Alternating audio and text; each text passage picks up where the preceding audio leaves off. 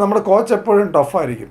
ഏറ്റവും ടഫായിട്ടുള്ള കോച്ചാണ് നമ്മളെ ഏറ്റവും ടഫായിട്ടുള്ള പരീക്ഷണങ്ങൾ കൂടെ കടത്തിവിടും എന്നാണ് നമ്മൾ വിശ്വസിക്കേണ്ടത്. ഇതിനകത്ത് ഏറ്റവും കൂടുതൽ നിങ്ങൾക്ക് കൈമുതലാവാൻ പോകുന്നത് നമ്മൾ പറയുന്നത് തന്നെ എന്താണ്? അനുഭവ സമ്പത്ത് എന്നാണ് പറയുന്നത്. പഴയ ആൾക്കാർ പറയുന്നത് അനുഭവ സമ്പത്ത്. അതിനകത്ത് തന്നെ എൻ്റെ അർത്ഥമുണ്ട്. അനുഭവമാണ് സമ്പത്ത്.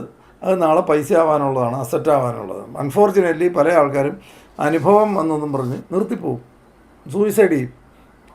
അതാണ് ഏറ്റവും വലിയ ഗതികേടെന്ന് പറയുന്നത്. അത് തിരിഞ്ഞോടുക എന്നുള്ളതാണ് ഏറ്റവും വലിയ ഗതികേട്. അതായത് ഞാൻ എപ്പോഴും പറയാറുണ്ട്, ആകെ കൂടി പേടിക്കരുതാത്ത ഒരേ ഒരു സാധനം പൈസയാണ്. കൂടുതൽ ആൾക്കാർ ഏറ്റവും കൂടുതൽ ഭയപ്പെടുന്നതും പൈസയാണ്. പൈസ എന്ന് പറയുന്ന സാധനം മാത്രമേ ജീവിതത്തിൽ വരാവുന്ന പ്രതിസന്ധികളുടെ ഏറ്റവും ചെറിയ പ്രതിസന്ധി. ബാക്കി നമ്മൾ നോക്കുകയാണെങ്കിൽ ജീവിതത്തിൽ വരാവുന്ന മറ്റ് പ്രതിസന്ധികളെ വെച്ച് നോക്കുമ്പോൾ ഏറ്റവും ചെറിയ പ്രതിസന്ധി പൈസയാണ്. പ്രശ്നം എവിടെയാണെന്നറിയോ? ഏറ്റവും ഇമ്പോർട്ടൻ്റ് ആയിട്ടുള്ള കാര്യങ്ങൾക്ക് പലതും ചെയ്യാൻ നമുക്ക് സമയമില്ല. നമുക്ക് കൂടുതൽ ഇമ്പോർട്ടൻ്റ് അല്ലാത്ത കാര്യങ്ങൾക്ക് വേണ്ടി ചെയ്യാനാണ് നമ്മുടെ പ്രയോറിറ്റി മുഴുവനും. ഉദാഹരണം, ഞാൻ വളരെ സിമ്പിൾ ഒരു ഉദാഹരണം പറയാം. ഇപ്പോൾ മോഹൻലാൽ, മമ്മൂട്ടി, അല്ലെങ്കിൽ ഇതുപോലത്തെ ആരെങ്കിലും നമ്മൾ ഉദ്ദേശിക്കുന്ന ടോപ്പ് ലെവലിലുള്ള സെലിബ്രിറ്റീസ്, അല്ലെങ്കിൽ ഇന്ത്യൻ പ്രധാനമന്ത്രിയോ പ്രസിഡൻറ്റോ, അല്ലെങ്കിൽ ഏറ്റവും ഇമ്പോർട്ടൻ്റ് ആയിട്ടുള്ള ആളുമായിട്ട് 10 മിനിറ്റ് നമുക്ക് മാത്രമായിട്ട് തനിച്ചിരുന്ന് സംസാരിക്കാൻ അവസരം കിട്ടിയാൽ നമ്മൾ പോവില്ലയോ? ഉറപ്പായിട്ടും പോകും, അല്ലേ? എന്നാൽ 10 മിനിറ്റ് നമുക്ക് മെഡിറ്റേറ്റ് ചെയ്യാൻ ടൈമുണ്ടോ? കാരണം 10 മിനിറ്റ് മെഡിറ്റേറ്റ് ചെയ്യാന്ന് പറഞ്ഞാൽ നമ്മൾ യൂണിവേഴ്സുമായിട്ട് കമ്മ്യൂണിക്കേറ്റ് ചെയ്യുക, അല്ലെങ്കിൽ നമ്മൾ ദൈവം എന്ന് വിളിക്കുന്നു, കമ്മ്യൂണിക്കേറ്റ് ചെയ്യാൻ ടൈമുണ്ടോ? നമുക്ക് ടൈമില്ല. 10 മിനിറ്റ് ചുമ്മാ ഇരുന്നാൽ മതി. കണ്ണടച്ച് 10 മിനിറ്റ് ഇരിക്കാൻ നമുക്ക് ടൈമുണ്ടോ? നമുക്ക് ടൈമില്ല.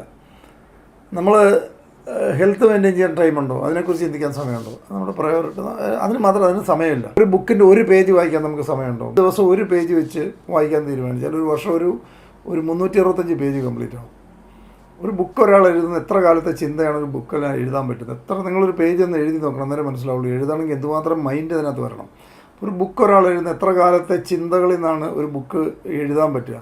ആ എഴുതുന്ന സാധനം നമ്മൾ വായിച്ചെടുക്കാനായിട്ട് ഒരു ബുക്ക് ചിലപ്പോൾ ആൾക്കാർ വായിക്കാൻ ചിലപ്പം മേടിക്കും. നിങ്ങളുടെയൊക്കെ വീടുകളിൽ ബുക്കുണ്ടാവും. അത് അവിടെ തന്നെ കാണും, ഷെൽഫിൽ തന്നെ കാണും. കാരണം ചിലപ്പോൾ ഇനി വായിക്കാൻ തീരുമാനിച്ചാൽ ചിലപ്പോൾ നമ്മൾ മെനക്കെട്ടിരുന്ന് ഒറ്റ ദിവസം കൊണ്ട് വായിച്ച് തീർക്കാൻ ശ്രമിക്കും. നടക്കാതെ ഒരു അവിടെ ഇട്ടും പരിപാടി കഴിക്കും, പിന്നെ കഴിക്കും. പക്ഷെ ഒരു ദിവസം ഒരു പേജ് വായിച്ചാൽ മതി. ഒരു ദിവസം ഒരു പേജ് വായിച്ചാൽ 365 ദിവസം കൊണ്ട് 365 പേജാവും. നമ്മൾ ഇമ്പ്രൂവ് ചെയ്യാനങ്ങ് തീരുമാനിക്കുക. നമ്മൾ എക്സ്ട്രാ ഓർഡിനറി ആയിട്ടാണ് ദൈവം നമ്മൾ സൃഷ്ടിച്ചിരിക്കുന്നത്. എക്സ്ട്രാ ഓർഡിനറി ആയിട്ട് നമ്മൾ മെയിൻറ്റെയിൻ ചെയ്യാൻ നമ്മൾ അറിയണം. നമ്മളേക്ക് തുടക്കത്തിൽ നമ്മളെ വിട്ടിരിക്കുന്ന വരെ എക്സ്ട്രാ ഓർഡിനറി ആയിട്ട് തന്നെയാണ് നമ്മളെല്ലാം ജനിച്ചിരിക്കുന്നത്. അല്ല ഓർഡിനറി ആകാൻ വേണ്ടി പുള്ളി ആരെയും കൊണ്ട് വിട്ടിട്ടില്ല. എക്സ്ട്രാ ഓർഡിനറി ആയിട്ട് തന്നെയാണ്. നമ്മളിപ്പോൾ ഒരു കമ്പ്യൂട്ടർ എടുക്കുകയാണ്, അത് എക്സ്ട്രാ ഓർഡിനറി ഡിവൈസ് നമ്മളെ തന്നിരിക്കുകയാണ്. അത് സോഫ്റ്റ്വെയർ ചെയ്യണം.